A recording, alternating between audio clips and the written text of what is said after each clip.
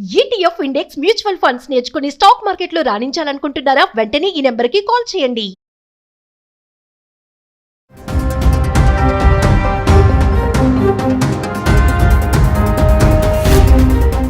నమస్తే, welcome back to Suman TV. Present మనతో పాటు ఉన్నారు అనలిస్ట్ మందరి కృష్ణారెడ్డి గారు. నమస్తే సార్. నమస్తే అమ్మ. సార్, అమెరికాలో ఇప్పుడు హైయర్ చట్టం అమలు అవబోతుందంట. అంటే ఇది H1B ఫీజ్ కంటే చాలా ప్రమాదకరం అని చెప్పేసి, మరి మన ఇండియన్స్కి ఇది చాలా బ్యాడ్ న్యూస్, ఇది ఒక షాక్ అని అంటున్నారు. అసలు ఏంటి హైయర్ చట్టం అంటే? ట్రంప్ విధానాల్లో ఇంకొక సీరియస్గా ఆలోచిస్తున్నది. అవకాశం ఉంటే 2026 జనవరి నుంచి అమలు చేద్దాం అన్నటువంటి ప్రయత్నం చేస్తున్నటువంటి మరొక చట్టం హైర్ చట్టం. అంటే ఏవైనా ఒక ఎంప్లాయీని మనం హైర్ చేసుకోవడం, తాత్కాలికంగా తీసుకుంటా ఎంప్లాయీని, కానీ పర్మనెంట్ బేస్లో తీసుకున్న వాడు తక్కువే కదా. అంటే ఒక ఎంప్లాయీ యొక్క సేవల్ని మనం తీసుకుంటున్నాం, దాన్ని హైర్ అంటున్నాం మనం. అంటే ఎంప్లాయీ మన దగ్గర పనిచేయడానికి కూడా ఉంటాయి, మనకు హైర్ చేయడానికి వచ్చినట్టు లెక్క అన్నట్టు. ఎందుకు ఈ హైర్ చట్టం తేవాలని ట్రంప్ సీరియస్గా ఆలోచిస్తున్నాడంటే, అమెరికన్ సిటిజన్స్ని ఎంప్లాయీస్గా తీసుకోవడానికి చాలా వరకు కంపెనీలు సుముఖంగా లేవు. మొదటిది ఏమిటంటే, అమెరికన్ చట్టాల ప్రకారంగా అమెరికన్ సిటిజన్ని తీసుకుంటే ఖచ్చితంగా ఇంత అమౌంట్ పే చేయాల్సింది. లేబర్ చట్టాల ప్రకారంగా ఇలాంటి జాబ్స్కి ఇంత అమౌంట్, ఇలాంటి జాబ్స్కి ఇంత అమౌంట్ అని ఆల్రెడీ ఒక సెట్ చేసి పెట్టారు. అంతకన్నా తక్కువగా జీతాలు ఇవ్వడానికి వీల్లేదు, అంతకన్నా భత్యాలు ఇంతకన్నా తక్కువ ఇవ్వడానికి వీల్లేదు. అవన్నీ ఖచ్చితంగా ఇచ్చి తీరాల్సింది. అంత మొత్తంలో జీతభత్యాలు ఇచ్చి వాళ్ళని పెట్టుకున్నా కూడా, రెండోది వాళ్ళు చేసే పని ఏంటంటే టైమింగ్స్.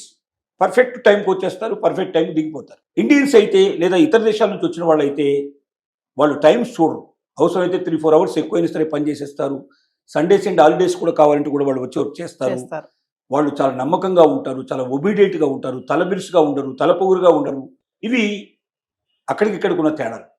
అక్కడ ఒక 4th క్లాస్ ఎంప్లాయీ అయినా సరే, ఒక సర్వెంట్ మేడో సర్వెంట్ బాయ్ అయినా కూడా కారులో వస్తాడు, కారులో దిగుతాడు. అతనికి మనమే గుడ్ మార్నింగ్ చెప్పి లేదా అతని వెల్కమ్ చెప్పి మన లోపలికి పిలవాలి. మనతో పాటుగా కూర్చోబెట్టుకొని, మన పక్కన కూర్చోబెట్టుకుని వాళ్ళకి టీ కానీ భోజనం కానీ వాళ్ళకి ఏమైనా సరే సర్వ్ చేయాలి. వాళ్ళకి చాలా గౌరవంగా చూడాలి, గౌరవంగా సాగనంపాలి. ఇలాంటివన్నీ దీనికన్నా ఏంటంటే, వలసవాదులు అయినట్టయితే, వలస నుంచి వచ్చిన వాళ్ళైతే, ఇతర దేశాల నుంచి వచ్చిన వాళ్ళైతే ఎప్పుడు ఒబీడియంట్గా ఉంటారు. వాళ్ళు ఎప్పుడు మనల్ని బాస్లాగా చూస్తారు. వాళ్ళు ఎంత సమయమైనా వాళ్ళు మనకు పనిచేస్తారు. వాళ్ళ వల్ల మనకు చాలా కలిసి వస్తుంది.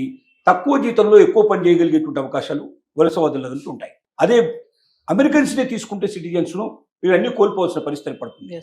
లాభాలు తగ్గుతాయి, టైమింగ్స్ తగ్గడం వల్ల ఎమర్జెన్సీ వర్క్ చేయించాల్సిన పరిస్థితులు ఎగిరిపోతాయి. చాలా ఇబ్బందులు, చాలా కష్టాలు వస్తున్నాయి. అంటే కంపెనీలు హాయిగా ఆనందంగా పనిచేసుకుంటూ లాభాల ఆర్జన చెయ్యాలి అంటే వలస నుంచి వచ్చిన వాళ్ళైతేనే దీనికి ఫిట్ అవుతారు. రెండోది, వాళ్లకున్నంత మేధస్సు, వాళ్లకున్నంత తెలివితేటలు, వాళ్లకున్నటువంటి గుణాలు ఏవైతే ఉన్నాయో, కావాల్సిన గుణాలు, కంపెనీకి కావాల్సిన గుణాలు ఎక్కువ భాగం ఇతర దేశాల నుంచి వస్తున్న వాళ్ళ దగ్గరే ఉన్నాయి. అలాంటి ఎమినెంట్ పర్సన్స్ని సెలెక్ట్ చేసి తీసుకుంటున్నారు వాళ్ళు. ఇక్కడ అలాంటి వాళ్ళు దొరకడం లేదు. అంటే దొరికిన వాళ్ళనే పెట్టుకోవాలి, 4-5 టైమ్స్ ఎక్కువ జీతాలు ఇవ్వాలి, ఒబీడియన్సీ ఉండదు, ఎక్కువ టైం పనిచేయరు. ఇలాంటివన్నీ సమస్యలు ఉన్నాయి. దీనివల్ల హెయిర్ సిస్టమ్ ఇప్పటిదాకా బాగా పనిచేస్తుంది. ఇప్పుడు హెయిర్ చట్టం కొత్తగా ఏం తీసుకురావాలని అనుకుంటున్నాడు ట్రంప్ అంటే, ఏ కంపెనీ అయినా ఇతర దేశం నుంచి ఒక ఎంప్లాయీని తీసుకోవాలి అంటే, అమెరికన్ సిటిజన్ కాకుండా తీసుకోవాలంటే, అతనికి చెల్లించే జీతం ఎంత ఉంటుందో దాంట్లో 25% అమౌంట్ ఈక్వల్గా ట్యాక్స్ కట్టాలి. దాన్ని హెయిర్ చట్టం అని తీసుకొస్తున్నారు. అంటే H1B వీసా అయితే ఒక్కసారి $1,00,000 పిల్లించేస్తే వాడు ఎంతకాలం అయినా సరే వాడు పని చేసుకోవడానికి అవకాశం ఉంటుంది. ఇది అట్టా కాదు, ప్రతి నెల 25% అంటే అతని జీతం సపోజ్ ఒక 50 లక్షలు ₹1 కోటి ఉందనుకుందాం పర్ మంత్, దాంట్లో 25% ఎగిరిపోతుంది. 4 నెలలు అయ్యేసరికి $1 కోటి పే చేసినట్టే అవుతుంది. అంటే జీవితాంతం పే చేయాలి. ఎన్నాళ్ళు అయితే అతను పని చేస్తాడో అన్నాళ్ళు పే చేసుకుంటూ పోవాలి. ఇది పెద్ద గుడిబండలాగా తయారైపోతుంది. కాబట్టి హైర్ చట్టం తీసుకొచ్చినట్టయితే దాదాపుగా 80-90% ఇతర దేశాల నుంచి వచ్చేటువంటి టోటల్గా తగ్గిపోతుంది. అదిగాక H1B వీసాకు సంబంధించినటువంటి చట్టాన్ని మరి అమలు చేయాలంటే అక్కడ సెనెట్లో కొంచెం గొడవలు వచ్చేటువంటి అవకాశాలు ఏర్పడ్డాయి. అక్కడ చట్టాలు కూడా ఒప్పుకోవట్లేదు, అక్కడ ఉన్నటువంటి కోర్టులు కూడా దానికి వ్యతిరేకిస్తున్నాయి. కానీ హైర్ చట్టాన్ని వ్యతిరేకించడానికి అవకాశం ఉండదు. వీసా వేరు, ఇక్కడ ఉండే హైర్ చట్టం వేరు, రెండింటి మధ్య తేడా ఉంది. వీసా అనేది ఇతర దేశాల వాళ్ళు మన దేశంలో ప్రవేశించడానికి ఇచ్చేటువంటి ఒక అవకాశం. అది మన దేశం వాళ్ళు ఇతర దేశాలకు వెళ్ళాలంటే కూడా మనకు అవకాశం ఉంది. కాబట్టి ఒక దేశం వాళ్ళని మనం రిస్ట్రిక్ట్ చేస్తే రేపు పొద్దున మన దేశం వాళ్ళని వేరే వాళ్ళు రిస్ట్రిక్ట్ చేస్తారు. కాబట్టి అలాంటి చట్టాలు ఒప్పుకోవడానికి కష్టం. కానీ హెయిర్ చట్టాన్ని ఒప్పుకోవడానికి పెద్ద కష్టమైన విషయం కాదు. అది 100% ఆమోదించే అవకాశాలు ఉన్నాయి. ఒకవేళ ఈ చట్టం అమలు పరిస్తే 90% ఆఫ్ ది అదర్ కంట్రీస్ నుంచి వచ్చి పనిచేసేటువంటి వలసలో వచ్చేటువంటి విధానంలో వచ్చిన వ్యక్తులు ఎవరుతున్నారో వాళ్ళు రావడం ఆగిపోతుంది. కంపెనీలు ఆ సాహసం చేసే ప్రయత్నం చెయ్యవు. అప్పుడు ఏదో రకంగా అమెరికాలో ఉండే వాళ్ళని తయారు చేసుకుంటూ అమెరికాలో ఉండే వాళ్ళని డెవలప్ చేసుకోవడానికి ప్రయత్నం చేస్తూ అవసరమైతే వాళ్ళే ట్రైనింగ్ను డెవలప్ చేసి వాళ్ళే మలుచుకోవడానికి ప్రయత్నం చేస్తారు తప్ప ఇతర దేశాల వాళ్ళని వచ్చే అవకాశాలు పూర్తిగా ఆగిపోతాయి. దానివల్ల అమెరికన్స్ ఉద్యోగాలు ఖచ్చితంగా దొరుకుతాయనే ఉద్దేశంతో హెయిర్ చట్టాన్ని తీసుకురావడానికి ఉద్యుక్తుడవుతున్నాడు ట్రంప్. అది తొందరలోనే అమలు చేసే అవకాశం ఉంది. అంటే వైట్ కాలర్ ఉద్యోగులు ఎవరైతే ఉంటారో వాళ్ళు ఎవరిని కూడా ఇండియాకి రాకుండా చేయడానికి ఈ ప్లాన్ అనుకోవచ్చు అంటారా? ఇప్పుడు బ్లూ కాలర్ ఉద్యోగాలని కొన్ని ఉన్నాయి, వైట్ కాలర్ ఉద్యోగాలు ఉన్నాయి. ఇంట్లో రకరకాలుగా ఉంటాయి. అంటే ఏం లేదు, బయటకు పోయి పనిచేసేవి కొన్ని, ఆఫీస్లో ఉండి పనిచేసేవి కొన్ని సుఖవంతంగా పనిచేసేవి కొన్ని, కొంచెం కష్టంతో పనిచేసేవి కొన్ని, ఇట్లా రకరకాల వాటి వైట్ బ్లూ రకరకాల పేరు పెట్టారు. ఇప్పుడు బ్లూ కాలర్ ఉద్యోగాలన్నీ కూడా ఇప్పుడు చైనాకి వెళ్ళిపోయినాయి. ఇక్కడ అమెరికాలో బ్లూ కాలర్ ఉద్యోగాలని ఆల్మోస్ట్ ఆల్ తగ్గించే ప్రయత్నం జరిగింది. చైనాకి ఎక్కువగా వెళ్తున్నారు వాళ్ళు. ఇక వైట్ కాలర్ జాబ్స్ ఎక్కువ మాత్రం ఇండియాకి వస్తున్నాయి ఇప్పుడు మొత్తం కంపెనీ. ఎందుకంటే ఎక్కువగా వాళ్ళు ఆఫీస్లో కూర్చొని చేసే పని ఎక్కువగా ఉంటుంది, కదలకుండా కూర్చొని చేసే పని ఎక్కువ ఉంటుంది, మెదడుతో చేసే పని ఎక్కువ ఉంటుంది. ఇవి వైట్ కాలర్ జాబ్స్. ఈ జాబ్స్లో ఇప్పుడు అత్యధికంగా ఉన్న వాళ్ళు ఎవరంటే ఇండియన్స్. కాబట్టి ఆ జాబ్స్ కూడా ఇండియన్స్కి రానియకుండా, ఇతర దేశాల్లోకి రానియకుండా అవి కూడా వాళ్ళకే ఇచ్చేటువంటి ఏర్పాటు చేయాలనేది ట్రంప్ యొక్క ఆలోచన. పోనీ హెయిర్ చట్టమే ఇంత ప్రమాదకరంగా ఉంది అంటే ఇంతకన్నా ప్రమాదకరమైనది మరొకటి తీసుకురావాలని ఆలోచనలో ఉన్నాడు. అదేమిటంటే ఏవైతే ఇప్పుడు అవుట్ సోర్సింగ్ విధానంలో సేవలు అందుకుంటున్నారో, అంటే అమెరికాలో కంపెనీ డైరెక్ట్గా పెట్టడానికి వీలేని వాళ్ళు అమెరికాకు మనుషులందరినీ తీసుకెళ్ళి అక్కడ సేవలు తీసుకోలేసిన వాళ్ళు లేరు, ఇండియా నుంచే సర్వీసెస్ తీసుకుంటున్నారు. ఉదాహరణకి ఒక హాస్పిటల్ లోపల ఆ రోజు ఎంతమంది పేషెంట్స్ వచ్చారో అంతమంది పేషెంట్స్ సంబంధించినటువంటి బ్లడ్ కానీ లేకపోతే మిగిలిన వివరాలు కానీ తర్వాత వాళ్ళకి సంబంధించినటువంటి అన్ని డాక్యుమెంట్స్ అన్నీ కానీ అక్కడ ఏం చేస్తారంటే పేషెంట్ రికార్డులో ఇవన్నీ కూడా వచ్చేటట్టుగా భద్రపరుస్తారు. అంటే ఆ పేషెంట్కు కొత్తగా చేసినవి పాతవి అన్నీ కలిపి ఒకే దాంట్లో రికార్డులో ఉంటాయి. ఆ నెంబర్ కొట్టంగానే ఆ పేషెంట్కి ఒక నెంబర్ ఇస్తారు. ఆ పేషెంట్ నెంబర్ కొట్టంగానే ఆ పేషెంట్ సంబంధించిన మొత్తం కంప్లీట్గా డేటా అతను పుట్టినప్పటి నుంచి అప్పటిదాకా ఉండేటువంటి మొత్తం ఇన్ఫర్మేషన్ అంతా బయటకు వస్తుంది. అతనికి ఎన్నిసార్లు ఆపరేషన్ జరిగింది, ఏం చేశారు, ఏం జరిగింది, ఆరోగ్యపరంగా అతనికి ఉన్నటువంటి ప్రతి లక్షణం ప్రతి సంగతి తెలుస్తుంది. అంటే మళ్ళీ కొత్తగా పరీక్షలు చేయాల్సిన అవసరం లేకుండా వెంటనే వైద్యం మొదలు పెట్టడానికి అది ఉపయోగపడుతుంది.